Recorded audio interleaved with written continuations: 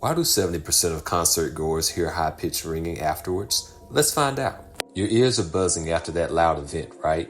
That's called temporary threshold shift, or TTS. When you're exposed to loud noises, the tiny hair cells in your inner ear get overstimulated. This causes a high-pitched ringing known as tinnitus. Your ear is basically saying, "Whoa, let's take a break." The good news, this ringing usually goes away once the hair cells recover. So the next time your ear starts singing after a jam session, you'll know what it is.